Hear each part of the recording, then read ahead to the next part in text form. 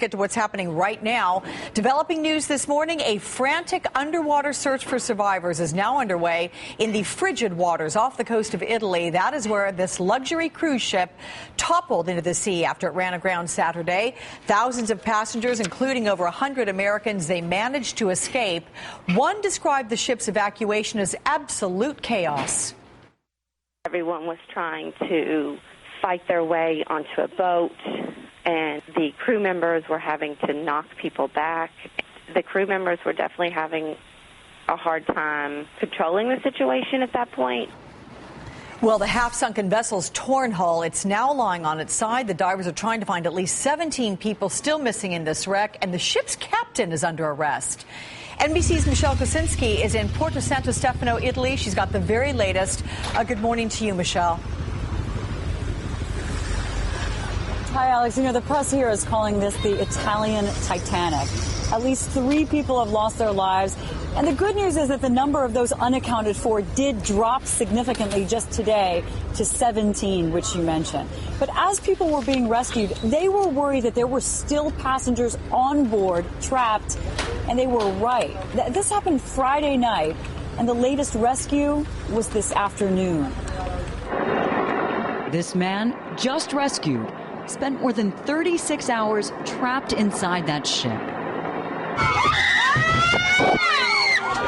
This video shows just a leading edge of the swell of panic that engulfed the Costa Concordia Friday night. It's not happening. I'm just going to hit a rock.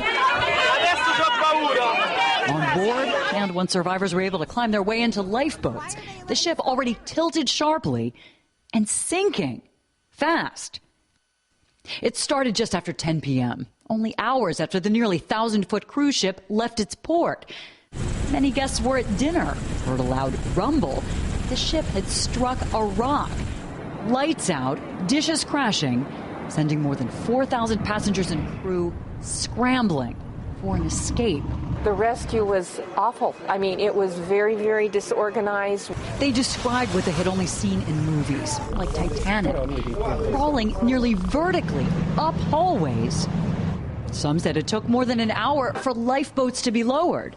By then, the ship was on its side. It was very difficult for the lifeboats to get down because the ship was at an angle.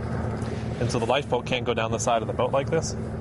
And so one of the boats was full of 200 people, went down and caught on the railing, and the lifeboat tipped sideways and then fell and swung, and everybody's screaming. It took us 5 tries on different boats to get on. My husband and I finally got on. And we feel so fortunate. We feel so fortunate that we made it on a boat because others didn't. Forcing many entire families to choose a jump into the cold, dark sea, hundreds of yards from shore.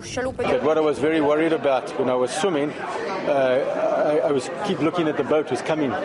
So I wanted to make sure I could get further away so if it comes, it doesn't trap us. And I got on my back and I just said to my wife, kick, kick, kick, kick, kick, kick, kick, swim, swim. Others were rescued by helicopters, small boats.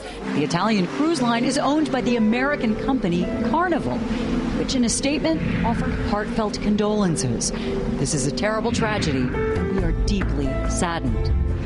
Rescue crews continue searching, and for good reason.